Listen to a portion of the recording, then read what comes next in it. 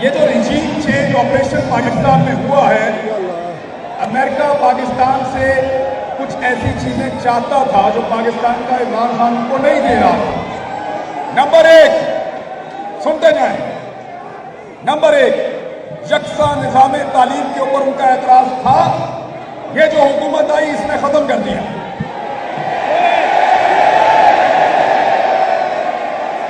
Number दो, Islamophobia, इसके ऊपर बात करने पे, नामूस रिसालत पे बात करने पे और मुसलमानों के आपस में इत्तफाक पे बात करने पे उनको एतराज था, खत्म कर दिया।